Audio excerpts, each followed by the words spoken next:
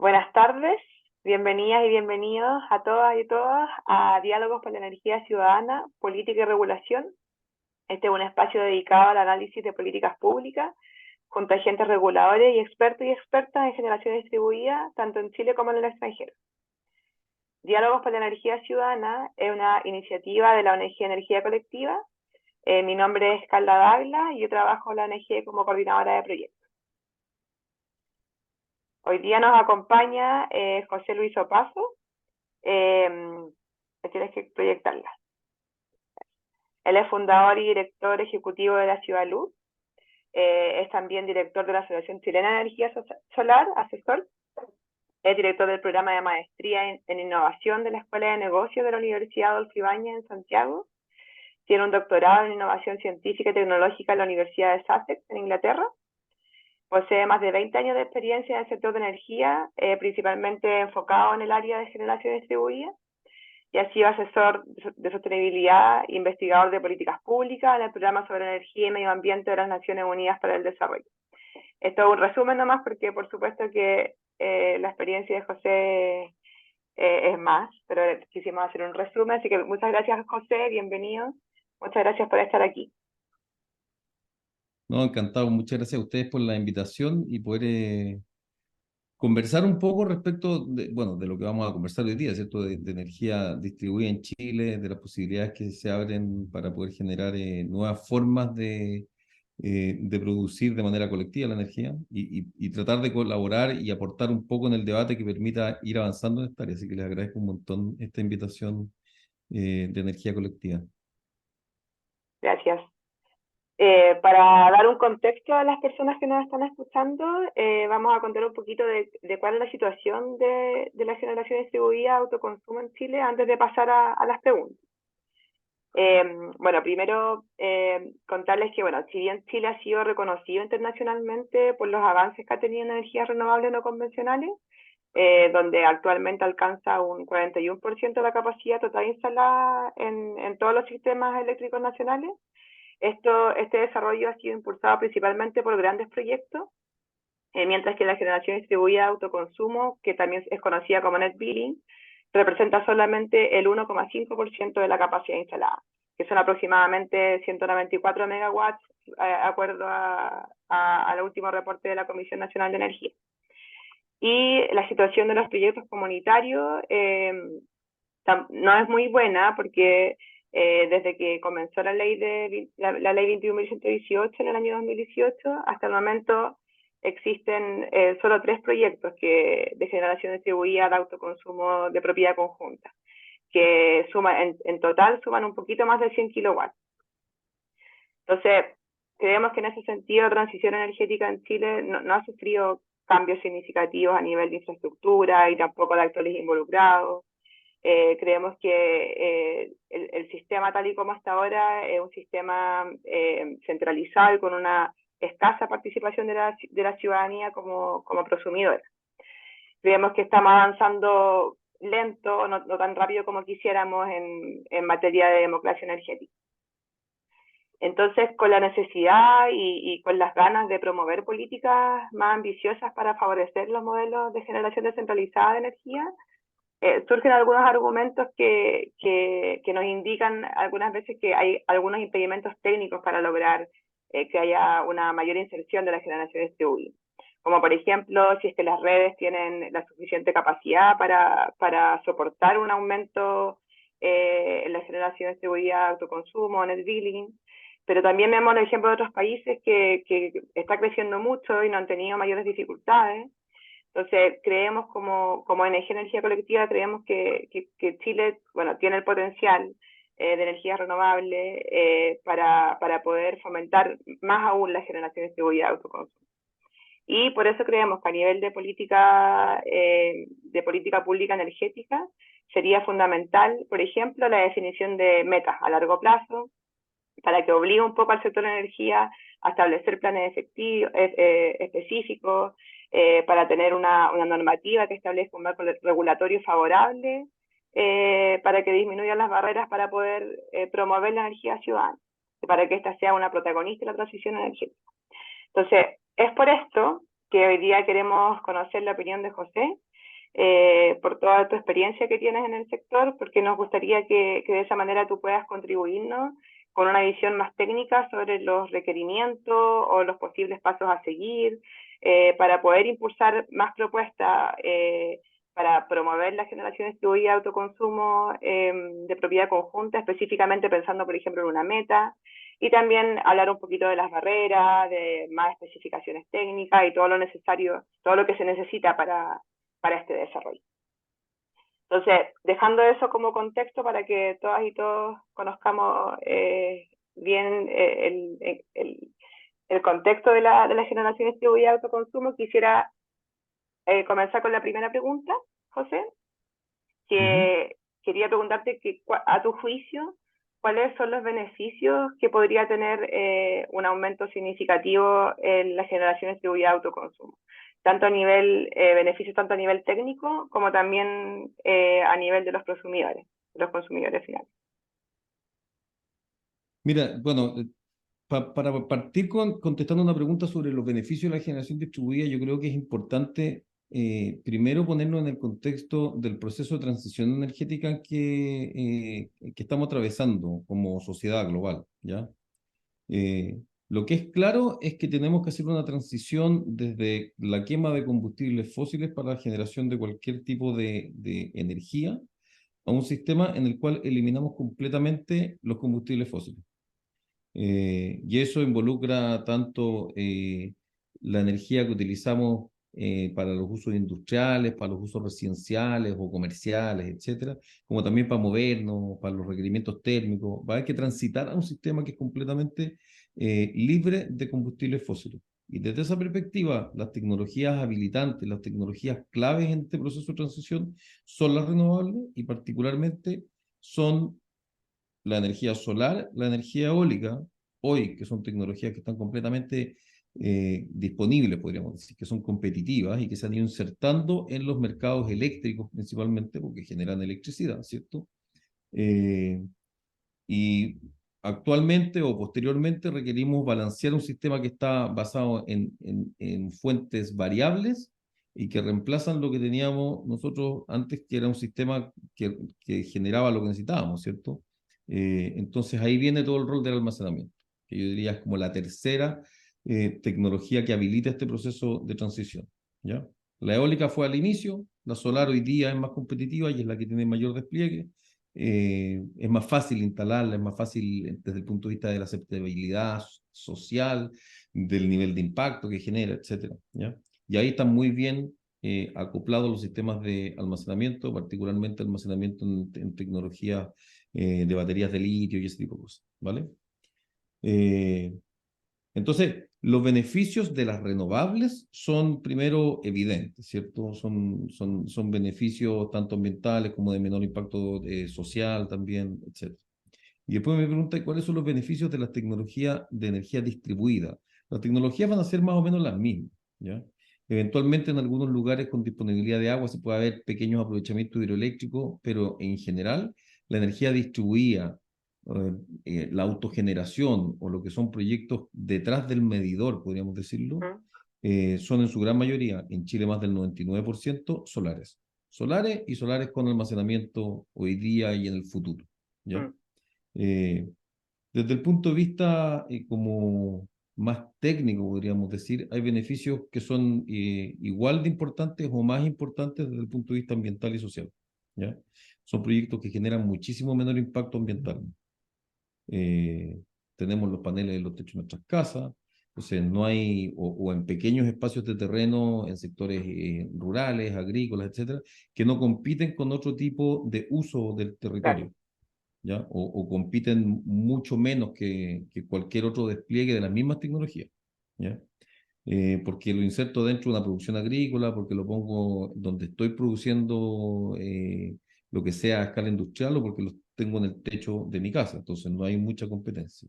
Entonces hay beneficios desde el punto de vista que tienen más aceptación social, generan menos impactos paisajísticos y evidentemente hay un beneficio claro porque no generan gases de efecto invernadero, entonces es energía libre de emisiones, que ese es la gran meta que tenemos, ¿cierto? Descarbonizar la economía tener una economía cero emisión al 2050.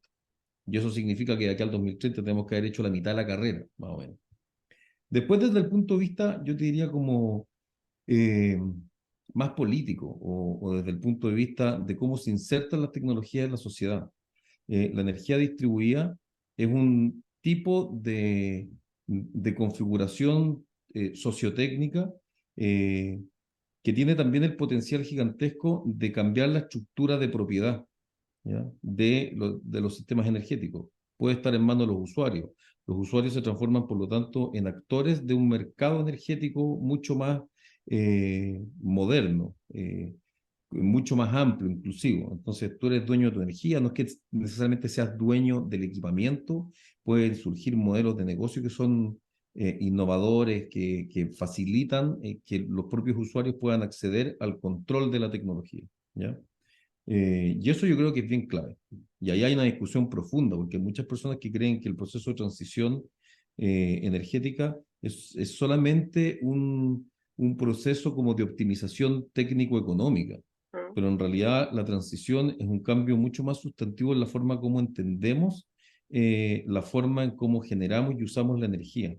Entonces, eso está mucho más cercano de lo que realmente es una transición, es una transformación estructural en cómo satisfacemos nuestras necesidades energéticas. Y ahí yo creo que es evidente desde el punto de vista como de beneficios sociales, no solo porque menor impacto en el paisaje o la aceptación de las comunidades, sino que porque realmente hay un beneficio que trae una nueva configuración sociotécnica, tecnológica, un sistema energético diferente, mucho más cerca de quienes somos los que lo usamos y participamos de ese sistema. Y eso significa que participamos porque nuestra energía la uso, puedo inyectar de vuelta a las redes, por ejemplo, pero también porque participo y tengo, soy parte de la propiedad de ese sistema, entonces tengo un rol en cómo se administra, controla o políticamente se ostenta cierto nivel de poder con la tecnología. Eso yo creo que como desde el punto de vista como social, tecnológico, político. Después hay cosas técnicas que también son evidentes, pero en algunos casos son beneficios, en otros también pueden generar ciertos impactos no positivos, ¿ya? Pero en general la energía distribuida, como está más cerca del consumo, logra estabilizar ciertos niveles como eléctricos en las redes, ¿ya?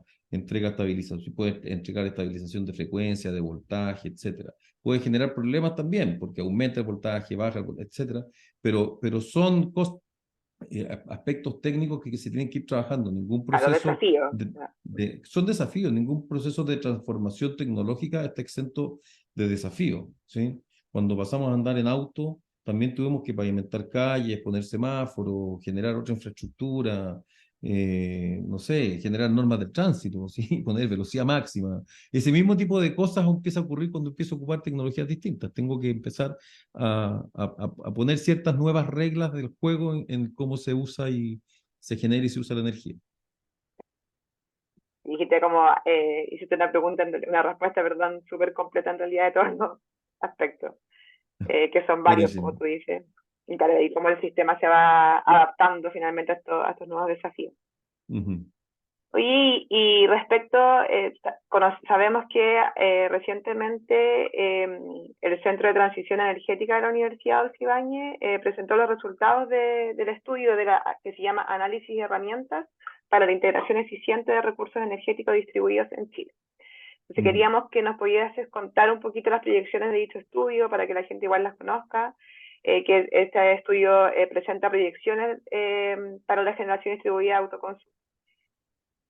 Sí, voy a aprovechar de hacer un poco de promoción entonces primero de Centra, del la UAI, que es un centro de estudio que se formó hace, no sé, poco más de un año, un par de años, y está como, te diría yo, como en el borde, empujando un poco la frontera del conocimiento en estas temáticas que son tan relevantes.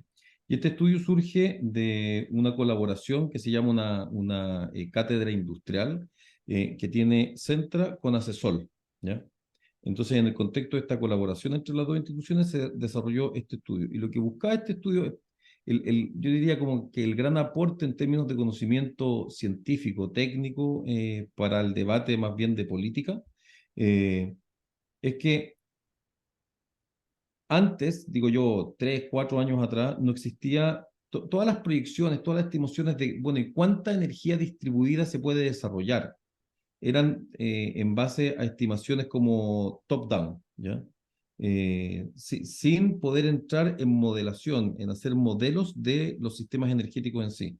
Porque cuando uno proyecta cualquier sistema energético, básicamente lo que hay son modelos matemáticos, físicos, eléctricos detrás, que te permiten ir determinando dónde se puede ubicar la tecnología, las plantas de generación, por ejemplo, cuáles son las capacidades que existen en la red de transmisión, le meto costos de combustibles, de las tecnologías, etcétera, y puedo modelar el sistema y decir, mira, este sistema pudiese llegar a tener tal nivel de ciertas tecnologías de penetración de renovables, ¿cierto?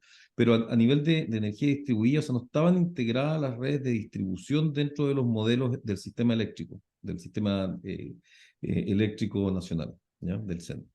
Entonces, lo interesante es que se han hecho dos estudios últimamente donde se ha empezado a modelar y contamos con herramientas súper robustas para poder analizar los sistemas.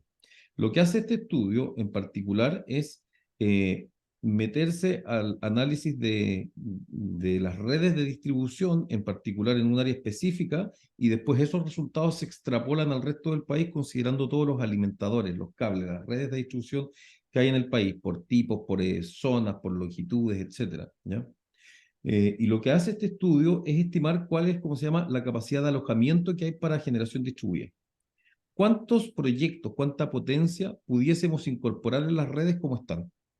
Así, si no hacemos nada, Solo para hacer la salvedad de que es generación distribuida net billing, no considera PMG. sí. Ya, Entonces, exactamente. Y también es un análisis a nivel de capacidad de penetración de proyectos de pequeña escala, son como para personas, para familias. Son ya. sistemas, no me acuerdo si eran 3 o 5 kilowatts, o sea, un sistema residencial, Ah, ¿ya? perfecto. Y te dice, en estas condiciones de las redes, si es que yo no hago nada, ¿cuántos proyectos puedo poner y no generar problemas? Y generar problemas cuando un día de verano caluroso. Claro. ¿Por qué? Porque las redes cuando están con calor están bajo el mayor efecto, con la mayor presión en el equipamiento, y porque a mediodía o un día de verano es cuando hay más radiación, entonces van a estar generando la mayor cantidad de energía y de potencia estos proyectos. Entonces, ¿cuál es el límite que tengo para poder integrar proyectos sin que las redes tengan algún problema? Que haya restricción, que me digan, no, no se puede conectar porque me va a provocar un cortocircuito, porque la tensión va a subir mucho, el voltaje, ¿ya? Entonces analizan eso y lo modelan en una red y luego eso lo extrapolan a Chile. Entonces para ir al resultado ya para poder como así como sacar esa cara de asombro, así como wow, ¿sí?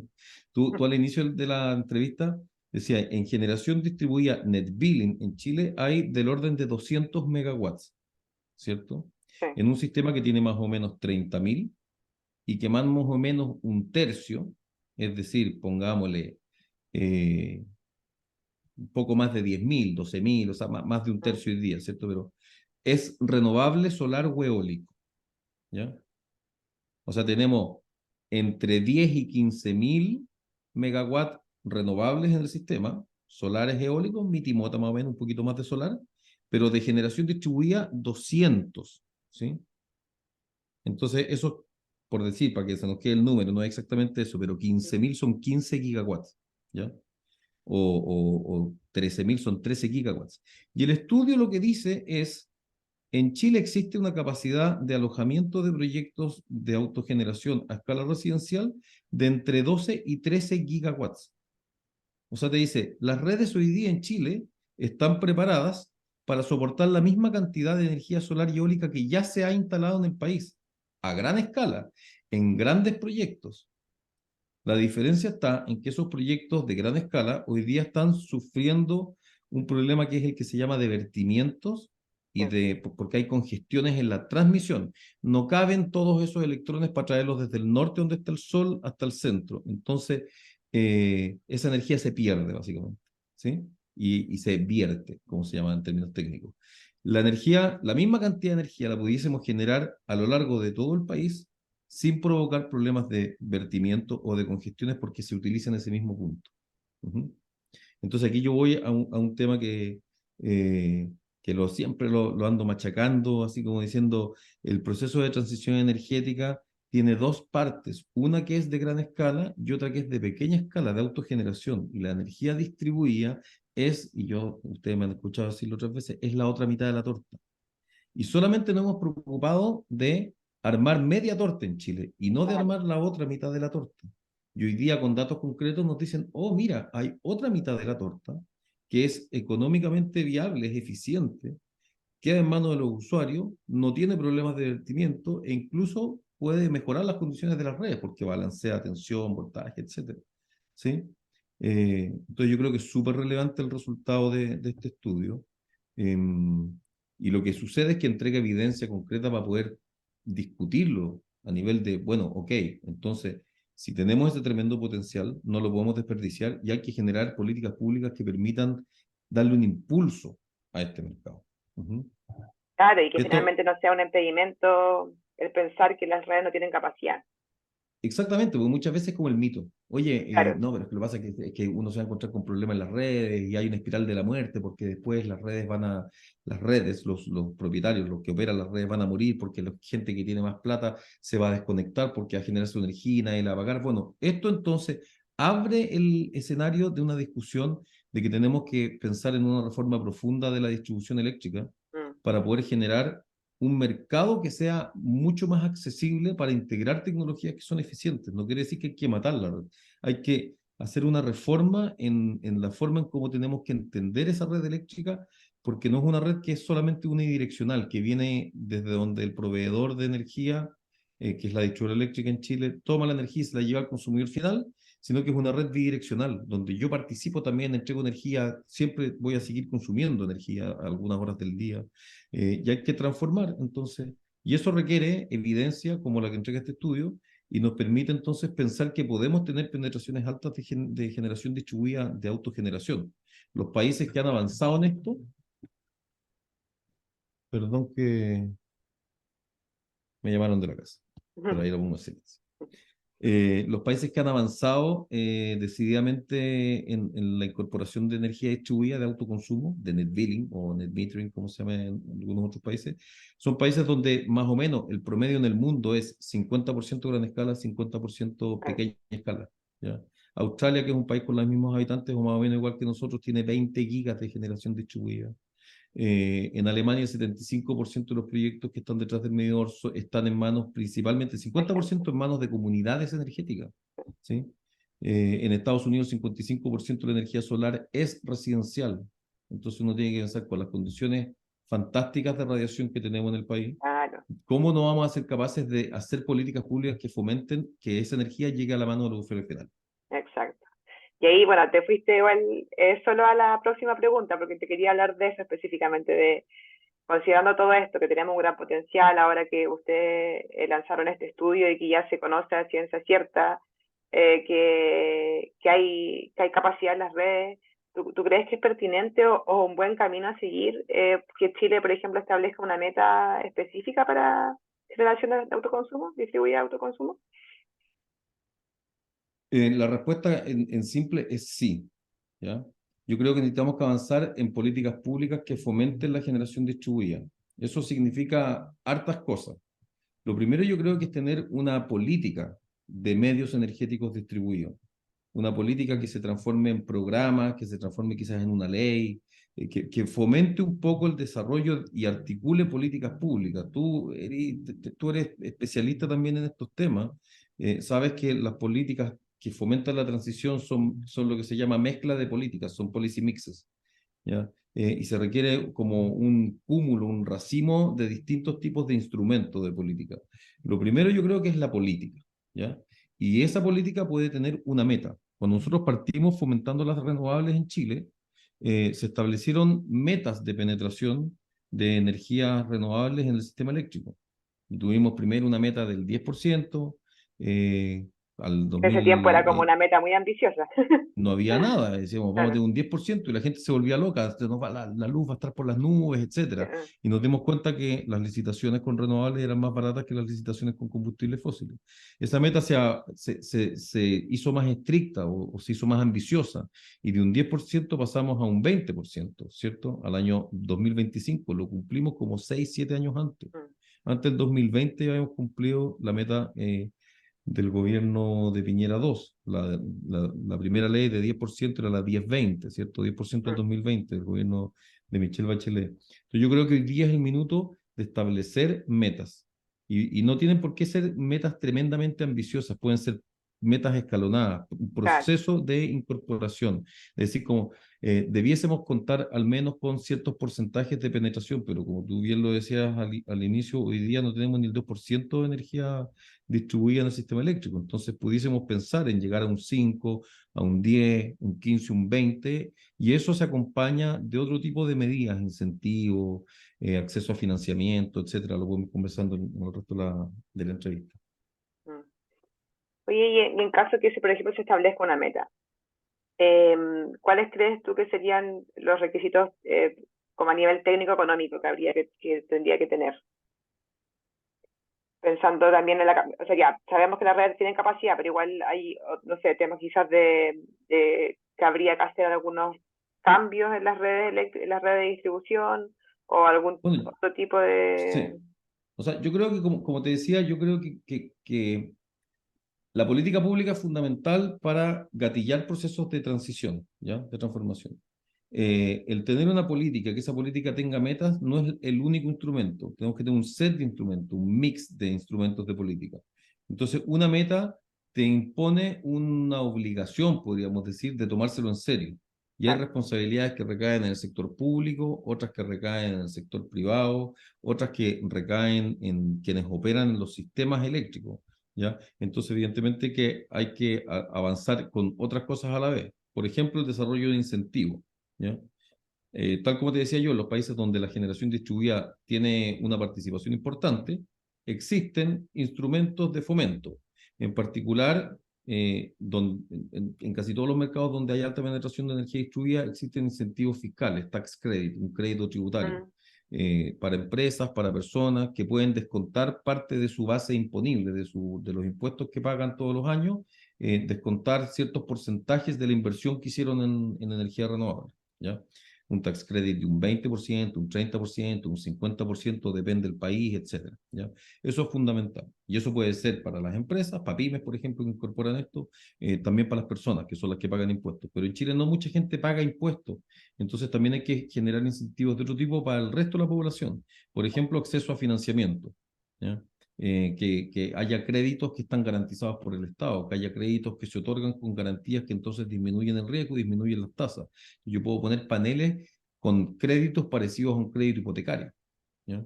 Entonces, es lograr generar ese tipo de instrumentos con tasas bajas y largo plazo, y extenderlo. Existe algo en el Banco Estado, pero eso hay que hacerlo mucho mm, más masivo, y creo que hay que bajarle un poco el riesgo y ampliar un poco los plazos para que ocurra. Y el resto, subsidios enfocados en población vulnerable, ¿ya? Yo creo que esa es como un poco, entre comillas, la receta, no es magia, sino que simplemente generar instrumentos de fomento. mm, Y por otro lado, creo que hay otro tema súper importante. O sea, la política yo creo que tiene que ir acompañada, ojalá, también de un proyecto de ley de recursos distribuidos que establezca estos incentivos, que genere marco, etcétera, no sé qué. Y otro que tiene que ver con la reforma de la distribución, que es un poco más de largo plazo, ¿ya? Llevamos 2 gobiernos con intentos y no lo hemos logrado. Yo creo que este gobierno, si es que no desarrolla de manera como muy enfocado, no va a sacar un proyecto de ley de reforma de distribución eléctrica, pero al menos que haya un consenso sectorial, de que hay que hacerlo y que se deje presentado un proyecto. Ujú. claro, claro. Comienza al menos. Exacto. Y, y de establecer una meta, ¿tú crees que es el Estado, bueno, a través del Ministro de Energía, que se haga cargo o quién crees tú que se debiese hacer cargo de esta meta? Porque tiene que tener un responsable. Lo que pasa es que Como las depende un renovables eran poco, las porque, empresas, era como más claro, fácil. yo diría, mira, una opción, tú misma lo dijiste, o sea, cuando se estableció la meta de participación de renovables en el sistema eléctrico, la responsabilidad se le atribuyó a las empresas. Las empresas que inyectan energía tienen que asegurarse que parte de esa energía que inyectan viene de fuentes renovables, ¿sí? Eh, y lo que sucede es que como las tecnologías se hicieron más costo eficientes, más baratas que las otras, superamos la meta, ¿ya? Em, Pero también existen metas en las cuales no hay una responsabilidad exclusiva de ciertos actores. Por ejemplo, tengo una meta de llegar a la carbono neutralidad al 2050. Nos hemos autoimpuesto eso, ¿sí? Y el responsable podríamos decir que es el Estado, pero en realidad los que tienen que hacer el esfuerzo y después hay bajadas sectoriales, es decir, como tienes que disminuir las emisiones en esto, hay compromisos voluntarios también al respecto. Y yo creo que se puede articular una meta Mm. eh, donde existiendo incentivos y existiendo ciertos marcos regulatorios, no necesariamente a quién le vamos a exigir la meta es al Estado, ¿ya? Eh, Habría que exigirlo quizás que ese espacio está abierto a escala de distribución, pero tiene que ir acompañado de una discusión de la reforma de la distribución, porque no es el operador de la distribución el que necesariamente tiene que asegurarse que se consume esa energía, pero sí tener las condiciones habilitantes para que ello ocurra, y puede haber múltiples responsables, yo creo. Pero evidentemente el Estado tiene que asumir un compromiso de decir la energía distribuida es importante y la vamos a fomentar entonces. Claro. Oye, y, en algunos países se ha estudiado el tema de la reserva de capacidad, de que existe una reserva de capacidad en las líneas específicamente para generación residencial. ¿Tú crees Ujú. que en Chile es necesario o quizás no es un tema que nos tiene que preocupar en este momento? Yo creo que sí nos tiene que preocupar porque lo que está ocurriendo, en Chile existen dos tipos de generación distribuida, que son los PMGD y el net billing, ¿cierto? La autogeneración y la generación de proyectos que son de entre 3 y 10 megas, 9,9 megas, pero que la vocación de los PMGD es ser un productor de energía e inyectarla a la red, Claro. ¿cierto? Entonces no tiene la vocación del autoconsumo. Evidentemente que la energía que se genera por un PMGD queda en la zona, ¿sí? Normalmente se consume en la misma, en la misma zona, en la misma red local. Ya no viaja de Arica a Mm. Santiago, sino que se va a quedar en el lugar donde se genera, lo cual tiene un beneficio per se. Pero empieza a haber choques entre NetBilling y PMGD, porque el PMGD copa Empiezan a la competir, capacidad ¿o de no? su, compiten porque copa la capacidad de las subestaciones. Entonces, lo que sucede es que la ley de net billing lo que establece es un derecho de los usuarios de generar su energía, consumirla, pero también un derecho de inyectar los excedentes. Lo que no estoy consumiendo tengo el derecho de inyectarlo. Y lo que está ocurriendo es que como las redes se empiezan a copar por los PMGD, los usuarios pierden ese derecho que tienen De inyectar. consagrado en una ley. Mm. Entonces yo creo que efectivamente debiese haber ciertas reservas de capacidad a nivel de redes de distribución. Es decir, tengo que reservarle el derecho al menos a ese porcentaje, por ejemplo, que me permita cumplir con esta meta. Si quiero que el 5 o el 10% de la energía sea generada eh, con net billing, entonces tengo que asegurar de que las Claro. redes dispongan de esa capacidad. Ujú. Y eso tiene que ver eh, con variables, podríamos decir, físicas, con el tipo y capacidad de los conductores, ¿ya? Con la capacidad de los transformadores a nivel de red y a nivel de subestación, y que hay que reservar ciertos niveles de capacidad. Mm. Sobre todo para los pequeños, para los usuarios finales, los pequeños Mm. usuarios, que son, no sé, muchas veces pequeñas empresas agrícolas, familias, comercios, etcétera, y se debiese también incluir eso en la discusión. Sí, es súper importante. Si se piensa en si se llegase a pensar en una meta, sería importante también considerar esto. Eh, Oye, José, ya llegando a las últimas preguntas, quería enfocarnos ahora en la generación distribuida de propiedad conjunta, que algunas personas la Ujú. conocen como generación comunitaria, energía ciudadana u otros nombres. Pero eh, te quería preguntar, más o menos, nos has dicho algo nos has contado más de la generación distribuida de autoconsumo individual, pero quería preguntarte cuáles crees tú que son los impedimentos que ves en la actual regulación y también cuáles serían los incentivos porque así como la generación distribuida individual no ha crecido mucho, la conjunta ha crecido mucho menos como yo señalaba al comienzo. Entonces, para cuáles serían los incentivos y también los desafíos para este sector. Sí. Mira, yo estoy convencido de que el aumento de la penetración del net billing en Chile, si bien han existido ciertas reformas que han permitido aumentar la capacidad de conexión, antes podíamos hacer proyectos de 100 kilowatts, un cambio en la ley y permitió un aumento a 300 kilowatts. Hay una ley que está en discusión en el Parlamento que aumenta esa capacidad a 500. Esa ley está medio dormida hoy Mm, día en el Senado, porque está la ley de transición energética al lado con más prioridad, y la aumenta a 500.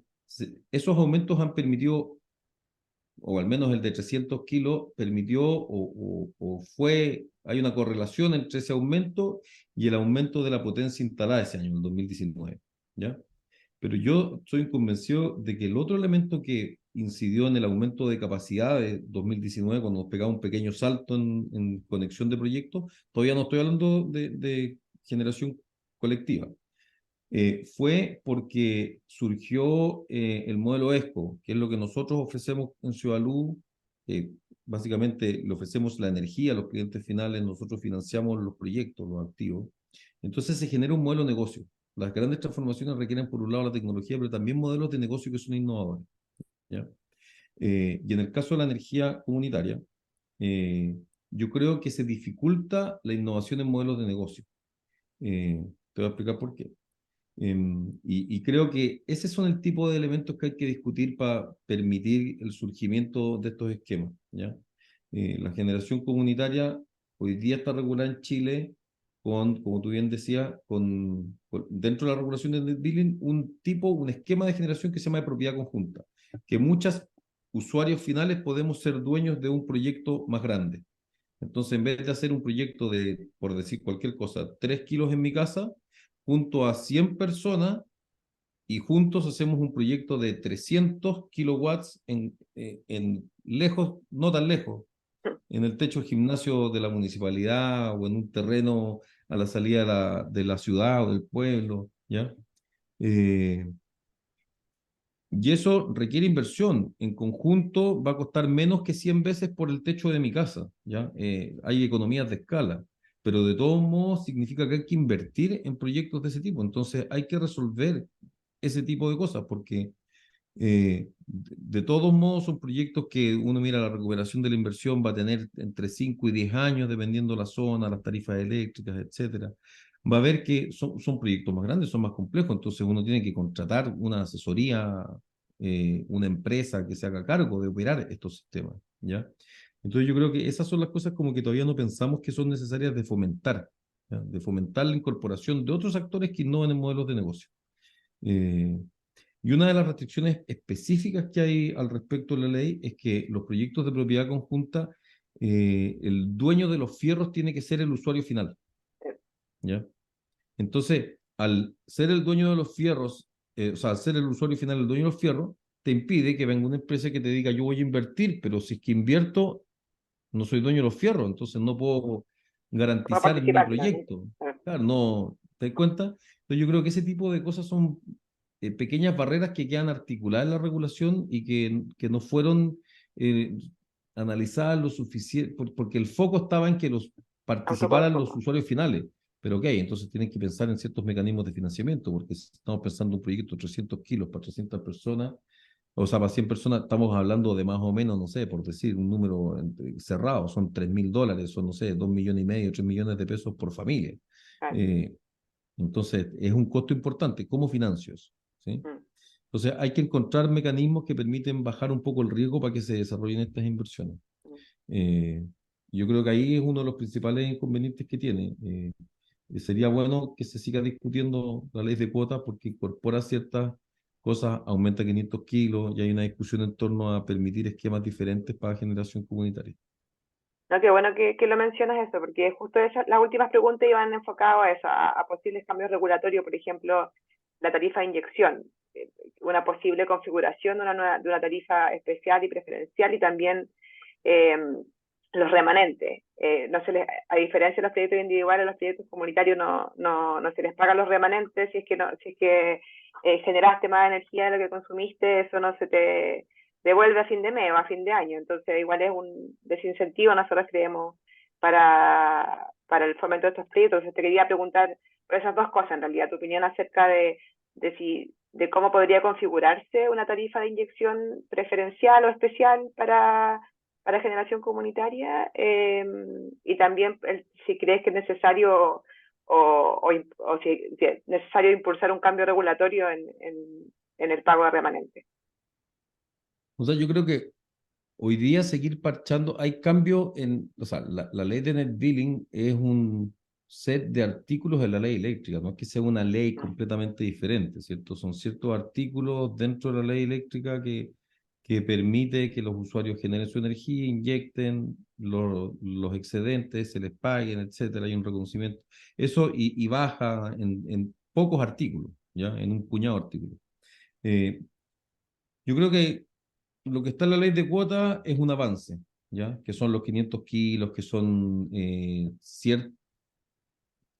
ciertas obras que hay que hacer, que son las obras adicionales que estén reguladas y que no dependan de cada distribuidora. En fondo, hay que regular de forma de quitarle un poco de, entre comillas, para no entenderlo mal, pero de quitarle un poco de poder a la distribuidora y balancearlo con un esquema un poco más transparente, ¿ya?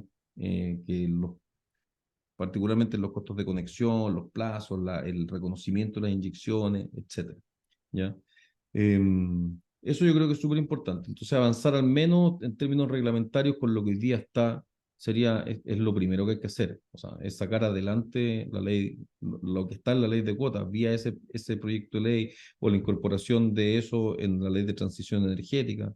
Pero hay que avanzar en eso, porque si no seguimos solo regulando gran escala, mercado mayorista y transmisión, y tenemos que regular también cosas que solucionen estos inconvenientes. Después tú lo decías, es una discusión dura y nunca la han querido tener. Es decir, si es que tenemos un net metering o tenemos un net billing, ¿cierto? Para los que entendemos el tema y ustedes lo entienden bien, saben perfectamente lo que significa esto, pero es como, ¿cuánto me pagan por la inyección? Ujú. Entonces, hoy día me pagan por la energía menos algunas otras cosas que tienen que ver con el no uso de la transmisión, ¿ya? Pero quizá como un incentivo concreto es que habría que transformarlo en un net metering para cierto tipo de usuario, por ejemplo, para generación comunitaria o para generación residencial, o sea, usuarios individuales, finales, familia, ¿ya? Por un periodo de tiempo dado, próximos 5 años, y decir, entonces ahí tú subes el nivel del precio de inyección y finalmente hay un subsidio cruzado entre generando estos otros instrumentos que son de acceso a financiamiento, subsidio para la instalación, etcétera. No ocurre ese riesgo de la espiral de la muerte o de que entonces se queda la gente que puede pagar sus sistemas con este subsidio, ¿ya? Pero yo creo que efectivamente pudiese ser. E ir transitando más en el largo plazo a una reforma de la distribución donde los proyectos de generación distribuida son actores de ese mercado. Entonces cambian un poco las condiciones, ¿ya? Y me permitiría, por ejemplo, comercializar a mí con quien quiera del resto de usuarios y no solo con la distribuidora, ¿ya? Entonces pudiese acordar tarifas, etcétera. Ujú. Yo creo que por ahí va. Y evidentemente que, o sea, la infraestructura de distribución hay que pagarla. Entonces, hoy día eso está definido la forma en cómo se paga, que son vía los procesos tarifarios que existen para lo que se entiende el valor agregado de distribución, ¿ya? Eh, Cuando yo le vendo la energía al vecino, la distribuidora no está usando toda la red. Entonces, quizás pudiese haber cobros como por el uso de la red, no sé, para que la tarifa de inyección subiera. Ujú. Sí, bueno, hartos desafíos, harto camino por recorrer, pero igual, gracias por la entrevista. Llegamos al final de las preguntas, pero igual quería darte un espacio en caso que quisieras decir algo más, si quedó algo en el tintero que te gustaría compartir, importante. Eh, te dejo abierta la palabra. El minuto de confianza. Eso. Sí, no, yo creo que hemos conversado bien en profundidad y ahora voy a tratar de dar un comentario más general. Insisto, la energía distribuida es parte del proceso de transición energética, es la otra mitad de la torta, lo tenemos al alcance de la mano, ¿ya? Chile tiene un tremendo potencial para el desarrollo de la energía distribuida, particularmente la solar distribuida, que es accesible, técnicamente hoy día está demostrado que funciona. Entonces tenemos que hacer los esfuerzos para ponerlo en la agenda pública. Hoy día la energía autogenerada es una energía que es más barata que la energía de la red. Y yo creo que el gran tema que va a estar por los próximos meses en la agenda de política de energía en este gobierno, es el tema de las tarifas. Las tarifas van a subir porque venimos arrastrando el congelamiento de las tarifas, los PEC, estos instrumentos de estabilización de tarifas, y la energía va a subir y tiene que subir porque tienen que sincerarse los costos de la generación eléctrica y de la llegada de esa energía al consumidor final. Y hoy día la manera más eficiente de contener las alzas tarifarias son con autogeneración. Entonces yo hago un llamado a que nos atrevamos a pensar en inversiones públicas y inversiones privadas que permitan desarrollar este sector y no en gasto que va a ir enfocado a pagar tarifas o a pagar cuentas de la luz más cara y que se van a eternizar. Una vez que entre un subsidio a la tarifa, no lo vamos a sacar nunca más. Y va a ser un desincentivo para el desarrollo de la generación distribuida. Entonces tenemos que pensar rápidamente en inversiones públicas y en inversiones privadas y cómo los públicos y los privados pueden trabajar juntos para potenciar este segmento del mercado eléctrico que le queda solo por crecer. O sea, tenemos 200 megas y nos dicen que no hay problema para llegar a 12.000. Entonces, tenemos No hay los excusa. mejores 10 años por delante. Tal Claro, como fueron los mejores 10 años para las renovables de gran escala, hoy día tenemos por delante los mejores 10 años de la energía solar en manos de los usuarios. Y eso hay que fomentarlo y hay que atreverse a decir que es más efectivo. Evidentemente vamos a encontrarnos con las posiciones de los que son los actores incumbentes hoy día y que no quieren que cambie el sistema, pero hay que decirlo abiertamente. La energía en manos de los usuarios finales es la energía más barata, más eficiente y que empodera mucho más a la ciudadanía. así es. Eso. Ahí No se fue pudiste mi haber minuto de confianza. cerrado. ¿Ah? Sí. Mi minuto de confianza. No, lo pudiste haber cerrado mejor. Bueno, Buenísimo, gracias. te agradecemos mucho, José, y también recordarle a todas las personas que nos están viendo que esta es la tercera de una serie de entrevistas que estamos realizando a diferentes actores, tanto nacionales como internacionales, con el fin de contribuir a la discusión de políticas públicas que impulsen este tipo de esta modalidad, la energía ciudadana en Chile. Así que les hacemos el llamado a todas y todas que estén atentas a nuestras redes sociales, en Facebook y en Instagram, y además participar del grupo de acción por la energía ciudadana. Cualquier cosa, cualquier duda, nos pueden escribir a contacto@energiacolectiva.cl. Muchas gracias.